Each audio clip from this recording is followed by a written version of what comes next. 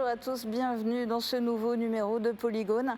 La fièvre de Paris 2024 est retombée, mais il en reste des souvenirs pour la vie et en particulier chez ceux qui ont œuvré dans les coulisses. C'est le cas des 4 participants à cette émission avec des profils très différents. Aurélie Muller, championne de nage en eau libre. Anne Beck-Göpfer, juge d'athlétisme. Éric Cirque, entraîneur de lutte. Et Cléa Zippel, secouriste. Merci à tous les 4 de témoigner aujourd'hui. Et puis, puisqu'on va parler de sport, eh bien, on a choisi de s'installer dans un équipement sportif sarregueminois, le complexe Émilie Le Pennec. Merci à la ville de Sarreguemines pour le lieu de tournage et merci à l'Assogib qui nous accueille aujourd'hui et on partage les lieux avec les jeunes gymnastes qui sont en train de s'entraîner. Vous allez les voir derrière nous tout au long de l'émission. Mais revenons à Paris 2024. Cléa, tu n'as que 17 ans. Est-ce que tu t'imaginais un jour que tu allais aller au JO? Comment tu t'es retrouvée embarquée dans cette aventure? Sincèrement, j'y pensais pas du tout. Alors déjà, je suis secouriste à Beach, à la FF2S. Et c'était rien que simple bénévolat, des petites choses comme des petits concerts, des petites fêtes de village ou ce genre de choses. Et puis un jour, on nous a contactés pour venir aider au JO. Et puis notre président d'association, il nous a demandé si des gens voudraient bien y participer. Du coup, je me suis dit, c'est une expérience à vivre. Du coup, j'ai tout de suite accepté d'y aller. Et c'est comme ça qu'a démarré l'aventure. Anne Beck-Göpfer, on vous savait particulièrement investi au niveau de l'ASSA, donc l'Athlé Sport Sarreguemines Arrondissement. Mais comment vous vous êtes retrouvée à être juge à Paris? Alors nous, dès qu'on a su que les JO allaient avoir lieu à Paris, on pouvait postuler pour être officiel. Donc il faut quand même avoir une certaine expérience, des diplômes. Et au niveau de la Ligue du Grand Est, toutes les personnes intéressées, officielles, qui avaient donc les capacités de le faire, ont passé un examen. Donc nous, on a été retenus sur examen. Au vu de cet examen, de la parité homme-femme, de l'expérience qu'on avait en compétition internationale, nationale, et de l'assiduité qu'on avait eue pendant toutes les années qui se sont écoulées sur les terrains. Une sacrée sélection. Une sacrée sélection, oui. Ok. Éric Cirque, votre présence au JO dépendait des performances de vos lutteurs, selon qu'ils arrivent ou non à se qualifier pour participer au JO. Exactement, et sachant que les sélections sont très dures, je pense dans toutes les disciplines, mais voilà, j'ai eu la chance, pas pour un lutteur français, un lutteur réfugié qui s'entraîne au club depuis de nombreuses années et qui lui a vu sa sélection passé par le CIO et a eu la chance. Et du coup, comme moi je suis son entraîneur, il tenait absolument que ça soit moi qui soit au bord de sa chaise, au bord du tapis et à le coacher. L'entraîneur accompagne forcément l'athlète ou bien parfois c'est la fédé qui prend le relais? Au niveau fédéral, aucun entraîneur de club ne peut participer aux compétitions, que ce soit n'importe lesquelles. Il n'y a que les entraîneurs nationaux. C'est la fédération qui a fait ce choix et qui continue dans ce système. Je sais que beaucoup de pays, les États-Unis, les Russes ou d'autres pays, les entraîneurs de club accompagnent leurs athlètes avec l'entraîneur national. Mais en France, ça ne se fait pas. En lutte en France, ce n'est pas toujours le cas. Aurélie Muller, sans remuer le couteau dans la plaie, vous espérez dans la scène. Vous n'avez finalement pas réussi à vous qualifier pour les JO de Paris 2024. Et pourtant, vous y étiez en tant que commentatrice. Comment on fait pour rentrer dans ce cercle très fermé? Une opportunité qui s'est présentée à moi début d'année 2024. France Télé est venue me demander si j'étais OK pour être consultante. Il faut savoir que France Télé a toujours un journaliste et choisit un expert, souvent un ancien sportif ou un sportif pas qualifié, pour parler de la discipline. Et donc voilà, j'ai tout de suite accepté. Et alors concrètement, comment ça se passe? En quoi ça consiste de commenter une épreuve? Parce que par exemple, on a entendu votre voix, mais on ne vous a pas vu. Donc déjà la question c'est vous étiez où? Et ça se passe comment? Parce qu'en plus, par rapport aux autres épreuves de natation, c'est une épreuve qui est longue, la nage en eau libre. Oui, oui, c'est une épreuve qui dure à peu près 2 heures. Nous, on était situés vraiment sur le pont Alexandre III avec tous les autres médias du monde entier. Et en fait, le but vraiment d'une consultante, c'est de rentrer un peu dans la vraie discipline, montrer un peu les avant, les après, expliquer un peu plus en profondeur ce que c'était l'eau libre et de la faire connaître au plus grand nombre. Anne, vous étiez forcément au Stade de France durant toute la durée des épreuves? Voilà, nous on était au Stade de France, donc dans l'arène, hein, sur la pelouse. Et quelles étaient vos missions? Parce que des juges, il y en a plein, il y a tellement d'épreuves.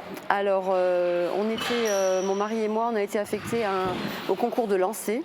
C'est-à-dire, on a fait du disque, du poids, du marteau et du javelot. On a eu la chance de faire les 4 disciplines. Et au para, il y a d'autres épreuves aussi qui n'existent pas chez les valides, comme le lancer de massue. Et donc, il faut savoir que sur le terrain, une équipe de juges en athlétisme, c'est en gros 10 personnes. Donc chaque personne a son poste fixe, chacun joue son rôle et il faut en moyenne, nous on était 240 juges officiels en athlétisme et donc en moyenne une dizaine sur chaque concours. Et donc tout ça au Stade de France. Toi Cléa, est-ce que tu étais toujours au même endroit ou pas du tout? Non, déjà les premiers jours j'étais la compétition de canoë sprint, c'était à Vers-sur-Marne il me semble. Et après, les autres jours, c'était dans des fan zones, dans des parcs autour de Paris ou dans Paris. Enfin, ça dépendait vraiment les jours, là où on avait besoin de nous, etc. Et est-ce que tu as dû intervenir souvent en tant que secouriste? Concrètement, qu'est-ce que tu avais à faire? Personnellement, j'ai pas eu beaucoup d'interventions à faire. Mais c'était surtout de la bobologie, des petites coupures, des petites blessures. Ou bien la période où j'y étais, il faisait extrêmement chaud, du coup des malaises ou ce genre de choses. Ou des piqûres de guêpes, j'ai eu aussi beaucoup. Mais sinon, non, rien de très grave. Éric Cirque, quand on est entraîneur et qu'on accompagne un athlète, est-ce qu'on est 100% du temps avec lui? Bah là, oui. J'étais 100% avec lui, surtout l'honneur d'être au JO, d'être, je pense, dans la compétition la plus belle au monde. Donc là, on lâche rien, on est tout le temps avec. Alors tout le temps avec, sauf les cérémonies, je pense, non? Exactement, la cérémonie d'ouverture où il n'y avait que les athlètes. Et nous, les entraîneurs, on était au village, on était justement dans l'espace qui était de récupération, qui était vraiment magnifique et où on s'est retrouvés devant les grands écrans. Et je pense qu'on y était super bien parce qu'on voyait tout et on n'était pas trempés. Voilà. Mais on n'était pas sur le bateau. Voilà. Et quand on se retrouve entraîneur à être comme ça au JO, on est rémunéré par qui? Alors, j'étais détaché. Pardon, mais on est tous curieux, je pense. Ben moi, c'est que j'avais pas de rémunération. J'ai eu la chance, c'est que la municipalité m'a demandé de faire un ordre de mission et j'étais couvert donc par la municipalité. Et comme c'est l'équipe des réfugiés, donc c'est géré par le CIO. Par contre, tous mes frais étaient pris en charge par le CIO. Et Aurélie, est-ce que j'ai le droit de poser la question? Ça paye bien d'être commentatrice en télé nationale pour les JO? Bien, pas bien, ça dépend, mais c'était plutôt agréable sur environ 4 heures de direct, parce qu'une course de d'eau libre, ça dure environ 2 heures, donc j'avais 2 heures pour les filles et 2 heures pour les garçons. Après, si vous voulez vraiment tout savoir, c'est aux alentours de 2 000 €. Voilà, c'est déjà pas mal, c'est plutôt intéressant, mais le but c'est vraiment de faire partager moi ma discipline pour que les gens fassent connaissance. Et en plus, on avait la chance de nager dans la Seine, vraiment sur un plan d'eau qui a fait beaucoup parler. Oui, c'est clair. Mais au final, elle était nageable. C'est ça. Alors Cléa, toi tu étais bénévole, complètement bénévole. Alors question, la gratification, ça se résume à peu près à un t-shirt et un sandwich ou un peu plus? Non, de la part de la fédération, nous avons reçu un sac, une petite glacière avec des couverts dedans, un gobelet et puis encore d'autres petites choses ou des pins, ce genre de choses. Mais après, ok, être bénévole, c'est pas toujours facile, mais après c'est une expérience de vie, c'est quelque chose à vivre et franchement c'était une très belle expérience. Et le transport, le logement par exemple? Pour le logement, on était logés et tout gratuit. Le transport, on avait des petites cartes Pass Navigo. Du coup, quand on était sur Paris ou quand par exemple on était à 2 ou à 3 sur des postes, on pouvait y aller en tram ou ce genre de choses. Mais après, pour aller jusqu'à Paris? Ouais, jusqu'à Paris, on est parti à 3 du coup de l'association. On est parti avec notre ambulance et on est allé jusqu'au logement, du coup qui était à 20 minutes à pied de la Tour Eiffel. Du coup, c'était franchement sympathique. Et après, quand on partait à plusieurs, voire 10, ce genre de choses, on partait tous en ambulance. Du coup, on se donnait rendez-vous le matin et on partait tous ensemble. C'est sympa de circuler dans Paris en ambulance. Oui, on a beaucoup de priorités du coup avec la voie des JO et après ça roulait facilement quoi, vu que... Ok. Anne, vous êtes dans une situation encore différente. Vous faisiez partie des officiels, mais en étant bénévole. Alors du coup, ça s'est passé comment pour vous? Alors donc nous on faisait aussi partie des bénévoles, même si on a très rarement parlé des officiels dans les remerciements. Donc c'est-à-dire qu'on n'a pas été rémunérés, rien du tout. Par contre, on nous a conduits jusqu'à Paris, c'est-à-dire qu'on nous a payé notre trajet en TGV, aller-retour.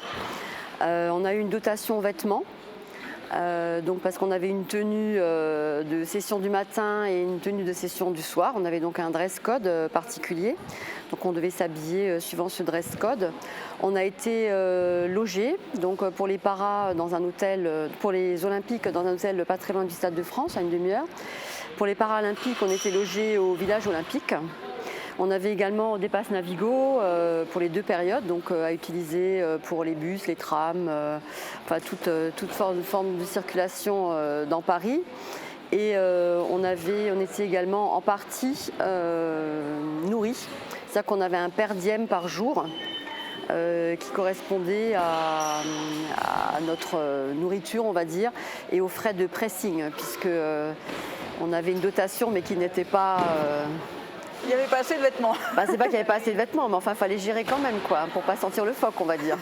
Donc il fallait nettoyer, donc ils appelaient ça un per diem pour ce qui était nourriture et pressing. Alors vous, forcément, avec l'athlétisme, vous avez beaucoup été mise à contribution, plus qu'Aurélie avec 2 épreuves. Mais malgré tout, est-ce que les uns et les autres, en marge de vos missions respectives, est-ce que vous avez pu profiter des Jeux? Est-ce que vous avez pu regarder des épreuves, aller dans des endroits où il se passait un peu des événements liés aux Jeux? Oui, moi personnellement, j'ai eu beaucoup de chance parce que forcément l'accréditation en presse, c'est un peu le Graal à avoir. Donc c'est vrai que j'avais accès à tous les stades et à tous les sites de compétition. Donc j'ai pu voir pas mal de disciplines comme le volley, le hand, le tennis de table aussi. Donc voilà, j'étais assez gâtée pendant les 5 jours où j'y étais. Eric? Mais avant de parler là, comme de la rémunération, je pense que tous, c'est déjà une grande joie d'y être. Et rien que de pouvoir assister, je pense que ça passe. L'argent passe sûr, après. Mais c'est aussi pour faire comprendre que justement c'était de l'engagement, c'était du bénévolat, c'était prendre des congés pour y aller. On se doute bien qu'il n'y a pas des milliers des cents et que c'est pas comme ça qu'on fait fortune. Et je pense que pour Aurélie, le passe-presse valait beaucoup plus que la rémunération. Exactement. Il est beaucoup plus important dans ce cas-là. Et alors du coup, qu'est-ce que vous avez fait en dehors de la partie officielle et de votre rôle d'entraîneur? Déjà avec l'accréditation que j'avais, c'est qu'on avait des secteurs. Donc moi j'avais tout le côté de la Tour Eiffel. Je pouvais accéder donc au beach volley, à la lutte et tout ce qu'il y avait autour, mais je ne pouvais pas aller au Stade de France. Mon accréditation ne me permettait pas. Parce que j'ai fait connaissance d'un entraîneur d'athlétisme où on était régulièrement ensemble au village, qui lui suivait une athlète réfugiée et qui courait et voulait, et elle aurait bien aimé que je vienne avec pour voir au Stade de France. Mais mon accréditation ne me permettait pas.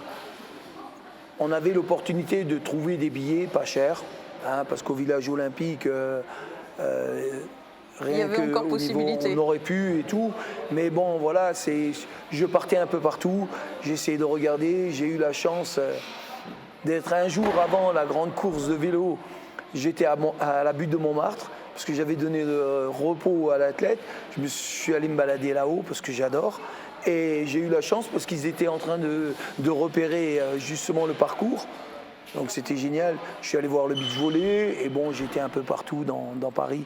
J'avais comme la jeune fille un pass Navigo et c'est génial parce qui a été rentabilisé. Ouais, on pouvait aller où on voulait, c'était vraiment super. Cléa, est-ce que tu as travaillé à peu près tous les jours ou tu as pu en profiter des Jeux? Étant mineure, du coup, j'ai eu des journées de repos. Et pendant mes journées de repos, je partais à gauche et à droite. C'était la première fois que j'allais sur Paris. Du coup, j'en ai vraiment bien profité. J'allais vers la Tour Eiffel, au musée du Louvre ou ce genre de choses. J'allais vraiment visiter partout. Et après, le soir, quand je rencontrais des personnes, on partait, on sortait. Par exemple, on est allé à l'hôtel de ville, on allait voir le match de basket. C'était la demi-finale, je crois, des féminines contre la Belgique. Du coup, on est allé le regarder là-bas et c'était super sympa. Ah, ça marque. Ouais. Bon, est-ce que vous avez vu autre chose que le Stade de France? Alors, pendant les Olympiques, pas vraiment parce qu'on était vraiment beaucoup pris. C'était aussi assez fatigant, on terminait assez tard le soir. Et on commençait tôt le matin. C'était un petit peu compliqué pendant les Olympiques. On a plus fait du tourisme. Après, fallait-il trouver des places. C'était pas évident. Les rares fois où on était libre, ma foi, il n'y avait pas de place. Et puis, comme Eric, nous, notre accréditation ne nous permettait pas d'aller ailleurs qu'au Stade de France. Ça voulait dire que si on allait ailleurs, il fallait qu'on paye, qu'on trouve une place. Le Stade de France n'était pas non plus idéalement placé par rapport à certaines autres disciplines qu'on aurait voulu voir.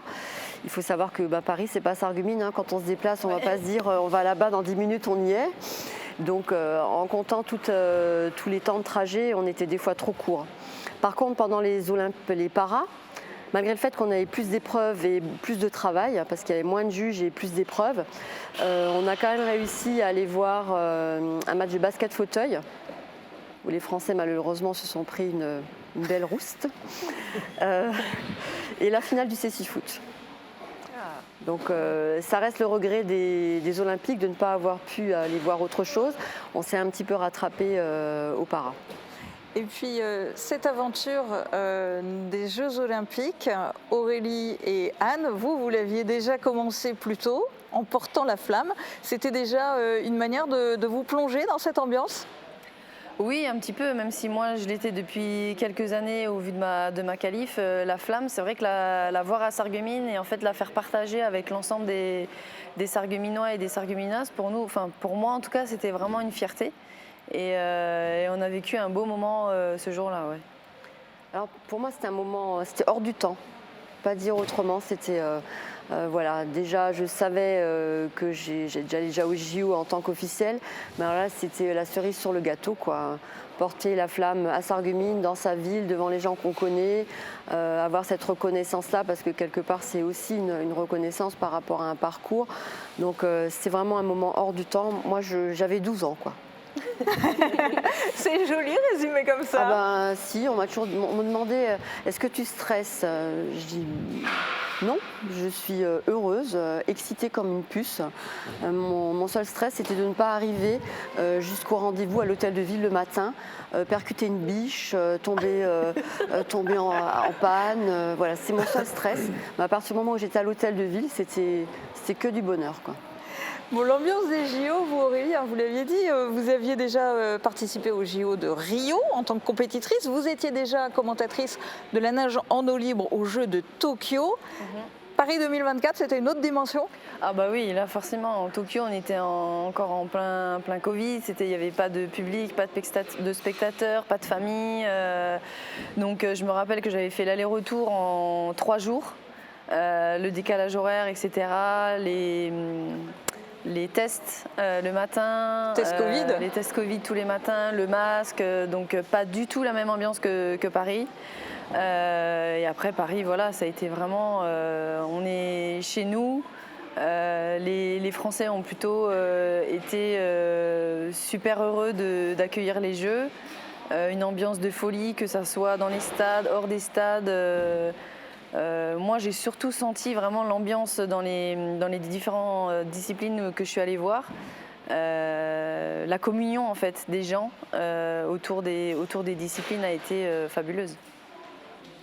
Éric, vous, est-ce que vous aviez accompagné Yannick Sepagnac il y avait en 2004 Athènes et 2008 Pékin, vous étiez du voyage? Ben, j'ai fait Athènes, Pékin, Londres, Oui. et ça n'a rien à voir. Paris, c'est autre chose? Ben, Athènes, c'était avec un ami, parce que j'avais dit aux athlètes, si un d'entre vous se qualifie au jeu, j'irai au jeu. Et pas de bol, Yannick se qualifie. Donc, et j'avais un pote qui me dit, si tu vas au jeu, je vais avec toi. On est parti en berlingot, avec 4 vitesses. On a traversé, on est arrivé en Suisse, on a traversé la Suisse, l'Italie jusqu'à Bari. On a pris le ferry. Le ferry. On est arrivé à Patra, et Patra à Athènes. On dormait à la Belle Étoile, on allait se doucher aux plages. C'était vraiment, et c'était magique parce qu'il faisait hyper beau, super ambiance, une très belle communion avec tous les pays. Et voilà, à Pékin c'était plus froid, étant donné que c'est immense et bon, très strict. Londres, j'étais avec un ami où on dormait en face de Big Ben. C'était aussi magique, mais c'était pas l'ambiance de Paris. C'est comme Aurélie dit, c'est Paris à tous les niveaux. J'étais dans le village, je sortais du village, là où j'allais, il y avait quelque chose et c'était magique. Une ambiance et vraiment beaucoup de plaisir et de bonheur avec tout le monde. Hein. Alors vous, Anne, vous ne pouvez pas comparer avec d'autres Jeux Olympiques, je crois, mais en revanche, vous avez prolongé l'aventure. Vous étiez de nouveau bénévole pour les Jeux Paralympiques. Est-ce que ça a été une ambiance très différente? Comment vous l'avez vécu? Alors on était curieux de voir par rapport à ce qu'on avait vécu. Comme ils disent, moi je disais à ce moment-là, Paris c'était un monde de bisounours. Tout le monde il est beau, tout le monde il est gentil, tout le monde était souriant, tout se passait bien, il y avait d'accro nulle part. Et donc on était un petit peu, on se demandait comment ça allait être, puisque bon, Paris pendant les paras, les gens retournaient travailler, les enfants retournaient à l'école, les Parisiens étaient de retour. Donc on avait un petit peu cette appréhension et cette attente. Est-ce que le stade serait plein? Parce que voilà, c'est quand même le Stade de France, c'est quand même plus de 70 000 places quoi, qui étaient complet comme un œuf pendant les Jeux Olympiques.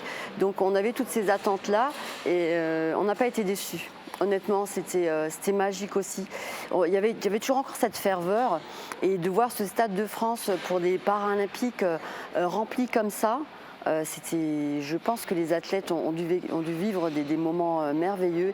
Il y avait une ambiance de folie. Il y a des pays qui ne sont pas très représentés en olympique qui étaient là, qui sont arrivés avec les tambours, les flûtes. Enfin, c'était incroyable. Il y avait une très très jolie ferveur aussi. J'ai eu la chance de loger au village olympique pour les paras. Là aussi, on est hors du temps, quoi.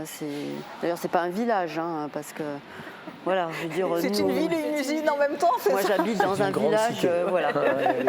Moi, j'habite dans un village de 750 habitants. Ça ressemble pas à ça, quoi.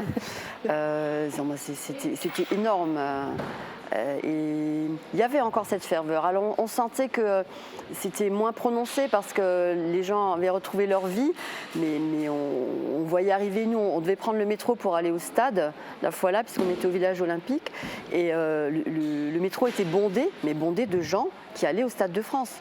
On montait dans le métro, on était comme ça, et ils avaient tous un t-shirt, un drapeau, un maquillage, une casquette. Ils allaient tous au Stade de France, quoi. Et c'était incroyable. Alors ils nous regardaient, on avait nos habits d'officiels, puis alors les gens nous souriaient, et puis on leur disait vous allez où comme ça? Au Stade de France. Et puis bon, c'était vraiment... il y avait une très belle ferveur malgré tout. Enfin, pas malgré tout, il y avait une très belle ferveur aussi. Et cet aspect village olympique, est-ce que c'est ça aussi qui a permis, Éric, que vous en profitiez comme ça pour croiser plein de monde? Parce que alors, on a vu des photos, il y a même une photo avec Anne Hidalgo. Parce que vous avez aussi profité des JO pour voir plein de monde en fait.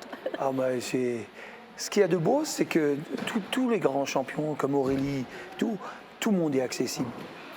Déjà rien que ça, vous êtes là-dedans, vous vous dites, oh, purée, oh, il y a le genre, il y a lui, oh, et c'est une ambiance. Le premier soir quand je suis arrivé, mon athlète qui me wow, viens, on va manger, viens, on va faire ça, tu veux une glace? Je dis, wow, attends. On pose les bagages, on arrive à la cantine, je me mets et tout, et j'ai Nadal qui vient, Alcaraz, et qui se met à côté, comme là Aurélie, et qui mange à côté de nous, tranquille. C'est la magie des jeux. Ouais. C'est vraiment, vous rencontrez mais tous les champions et tout le monde est, comme elle disait, sympa, d'une gentillesse. Et il n'y a pas de... Si seulement le monde était comme ça tout le temps, je me disais, quand je vais sortir, ça va faire mal. Et bon, ben, le premier jour, quand j'arrive à Sarrebruck, je rencontre tout de suite des gens que j'avais pas envie de voir. Le retour à la réalité, il est dur. Et Cléa, pendant les Jeux, au niveau ambiance, comment tu l'as vécu, toi? Parce qu'en étant en même temps à avoir une mission, mais en même temps en ayant du temps libre, donc tu as eu les deux aspects au niveau ambiance. Comment tu l'as ressenti, toi, cette ambiance? Franchement, c'était super. Il n'y avait pas de stress, il n'y avait rien du tout. Les gens, ils étaient tous super cool, super souriants, comme tout le monde l'a dit. Et surtout, entre secouristes, il y avait beaucoup d'entraide. Ils étaient tous super sympas, c'était vraiment adorable. C'était super bien, on rigolait souvent, on faisait des blagues ou des choses comme ça. Et franchement, ça s'est passé super bien. Après, même au logement, je sais que tous les soirs, il y avait des sortes d'activités qu'ils faisaient pour pas que, pour niveau stress. Troisième mi-temps, voilà. Hein. Exactement. Et du coup, je sais qu'il y a un soir, on a eu une activité au karaoké ou ce genre de choses. Et franchement, on rigolait tous bien ensemble. C'est comme si on se connaissait depuis longtemps, alors que c'était la première fois qu'on se voyait. Et franchement, de voir tout le monde venir de toute la France comme ça, c'était magique. Et tu as eu l'occasion, toi aussi, de croiser des athlètes, des stars du sport? Oui, au canoë sprint, du coup, je passais à côté de beaucoup d'athlètes. Et puis à un moment, les athlètes, ils étaient sortis un peu dans les gradins. Du coup, on en a profité pour faire une petite photo avec... c'est Lena Rowling, je crois, il me semble. Elle a gagné la médaille d'or. C'était en duo mixte, il me semble. Et du coup, on en a profité pour faire une petite photo avec elle. Et franchement, c'était super sympa. Anne, les juges, ils n'ont pas le droit de sympathiser avec les athlètes, non? Alors nous, on a signé une charte. Compliqué. Oui, c'est très compliqué. Nous, on a signé une charte de réserve, quoi. Donc sur le stade, voilà, hein, on est tenu à notre rôle de juge, donc on ne sympathise pas. À l'extérieur, dans le village olympique, par exemple, nous, on avait, contrairement à Eric, on avait notre restaurant qui était accolé au restaurant des athlètes. Donc nous, hop, on bifurquait, on allait manger dans notre salle. Je ne te connais pas. Donc, c'est moins fun. Oui, bon, ensuite, il y a évidemment des gens que vous connaissez, des sportifs que vous connaissez, et vous ne pouvez pas passer à côté de gens que vous connaissez sans les saluer. Après, on est intervenu sur le stade, dans le village olympique, pendant les paras, par exemple. Il y a un athlète, j'étais à un moment donné chargée des athlètes sur le stade, donc on a un peu plus de proximité que si on est, par exemple, à la mesure, parce qu'à la mesure, les juges n'ont pas de proximité avec les athlètes. Moi, j'avais à un moment donné un rôle où j'avais un peu plus de proximité, donc je parlais avec les athlètes sur le stade parce que ma fonction m'y obligeait. Et dans le village olympique, il y a un athlète qui m'a reconnue, donc en anglais, hi, how are you, et puis il commence à discuter. Bon, j'allais évidemment pas lui dire, je te connais pas, j'ai pas le droit de te parler, voilà. Mais on avait un certain droit de réserve, pas le droit de prendre des photos sur le site avec les athlètes. Bon. On a quand même eu droit à quelques petites photos. Mais c'était une ambiance différente. Par contre, on a eu la chance sur le stade, évidemment, d'avoir dans nos concours des futurs champions olympiques ou des ex-champions olympiques. Bon, ça, c'est de les voir de près, de se sentir tout petit ou toute petite, parce que certains sont immenses, tant par leur talent que par leur taille. Donc de les voir en vrai, il y en a certains, on a déjà vu pendant des meetings, mais là, il n'y en a pas un, il n'y en a pas deux, il n'y en a pas trois, il y en a 12, quoi, il y en a 15. C'est quand même un moment unique. Aurélie, vous en connaissez plein aussi, des athlètes, c'était l'occasion de retrouver des amis? Oui, bon, on s'est croisés. Alors là, du coup, je suis vraiment du côté journalistes, donc j'étais vraiment séparée d'eux et dans un hôtel particulier. Enfin voilà, donc on était vraiment tous ensemble avec tous les consultants et les journalistes de France Télé. Mais on a pu se croiser. Je n'ai pas eu la chance d'aller au bassin parce que forcément c'était la semaine d'avant. Mais on s'envoyait des photos, de dire bon bah moi je suis là, est-ce que tu peux venir, etc. Donc on s'est croisés de temps en temps, ouais. Et l'ambiance entre consultants et avec les journalistes? Super, non vraiment super. Des WhatsApp à n'en plus finir, voilà, pour préparer le lendemain, etc. Donc c'est vraiment, France Télé, ça a vraiment été incroyable le nombre d'heures qu'ils ont pu diffuser durant ces jeux. Oui, c'était un record aussi. Et ça a été un record aussi et je trouve que voilà, c'était vraiment très important de pouvoir montrer au plus grand nombre le plus possible de disciplines et de compétitions. Mais ouais, c'était un monde un peu à part et ça fait aussi du bien de voir autre chose qu'en tant qu'athlète. Et alors du coup, dans tout ça, dans tout ce que vous avez vu et vécu, quel est le souvenir le plus marquant que vous gardez de Paris 2024 ? Compliqué d'en choisir qu'un. J'ai quand même eu la chance de voir plusieurs disciplines comme le hand, le tennis de table avec les frères Lebrun. Moi, ce que je retiens vraiment, c'est la communion, ou quand il y avait des chansons et que tout le monde chantait à l'unisson. Ça donnait vraiment des frissons. Et si j'avais un souvenir, alors c'est marrant, mais je l'ai vu une fois rentrer. C'est le record du monde de Duplantis, qui arrive à faire son record du monde sur le dernier essai, avec tout le stade qui a fini les épreuves. Et j'étais devant ma télé, je me dis, il va... Enfin voilà, j'avais la tension et fabuleux quoi. Il le réussit sur le dernier essai, et incroyable.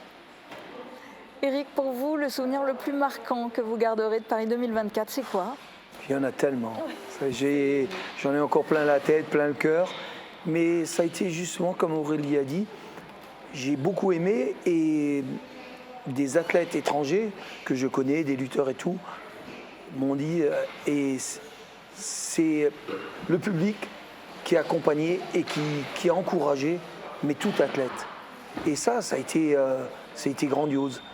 Moi, je vois Jamal, il perd, toute la salle se lève, le voyait en train de pleurer, et wow, c'était vraiment prenant. Hein.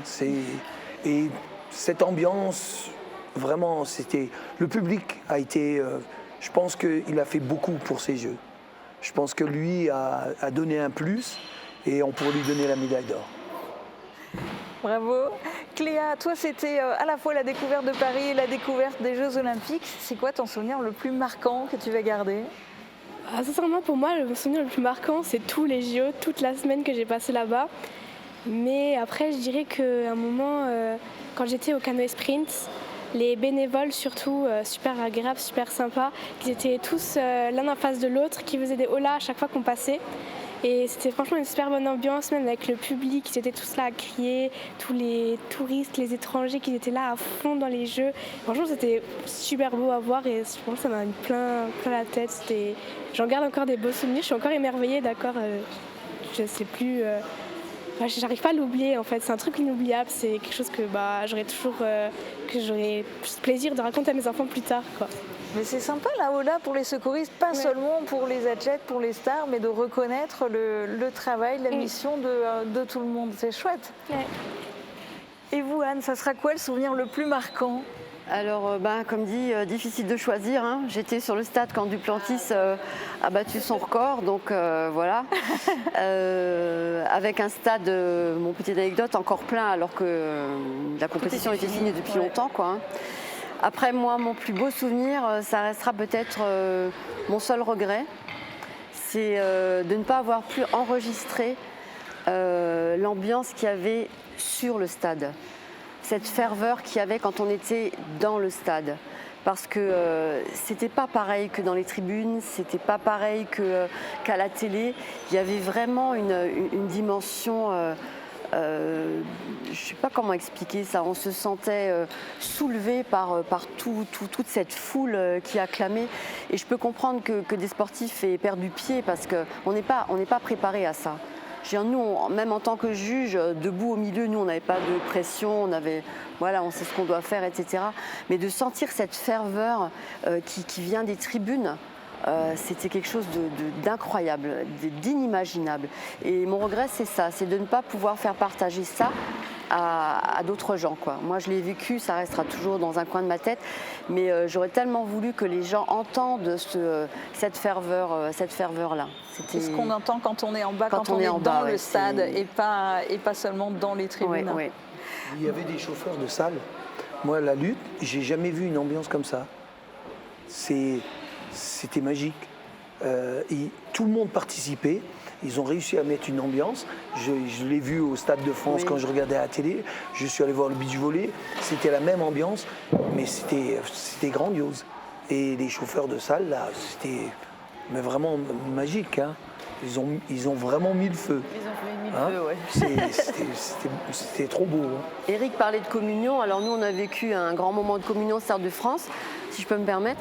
Quand Léon Marchand a fait sa, je ne sais plus combienième médaille d'or, le temps s'est arrêté au Stade de France. C'est-à-dire que les 80 000 personnes... Au milieu des épreuves d'athlétisme. C'était au moment où les coureurs, les décathloniens du 400 mètres allaient prendre le départ. Et tout le Stade de France s'est mis à crier « Léon, Léon, Léon ». Au point que certains juges sur le stade, enfin la grande majorité des juges sur le stade, cherchaient quel athlète sur le stade d'athlétisme. Mais je pense qu'ils ne comprenaient pas, Léon, mais c'était ce qui se faisait généralement quand il y avait un athlète français. Donc qui est sur le stade, qui fait quoi, où il est, c'est lequel, jusqu'à ce que... ah non, mais c'était incroyable. Et ça a duré 2-3 minutes, et ça a mis à mal, entre guillemets, beaucoup de choses, le protocole, parce que c'est, tel podium, 20h26, etc. Et donc pendant 2-3 minutes, ça s'est arrêté, quoi. Alors que ce jeune homme, il nageait, je sais pas moi, à 6 km de là, quoi. Énorme. Bon, avec tous ces beaux souvenirs, je suppose que vous rêvez tous d'aller à d'autres JO. Ah oui. Pourquoi pas, ouais. Dans le même poste, ce serait impossible. Mais oui. En tant que public au minimum. J'ai déjà fait une tirelire. Je mets déjà dedans. Oui, Los Angeles, ça coûte cher. Hein. Los Angeles, ça fait rien. Eh ben, on vous le souhaite. Merci en tout cas à tous les quatre d'avoir participé à cette émission. Un grand merci aussi à l'Assogym qui nous a laissé nous installer au cœur du complexe Émilie Le Pennec. Un grand bravo aussi à tous les gymnastes que vous avez vus autour de nous. Ils font des choses incroyables. Ils sont au top, c'est ça. C'est du décor vivant. C'est parfait pour la télé. Merci à tous. Très bonne journée et à bientôt pour un nouveau numéro de Polygone.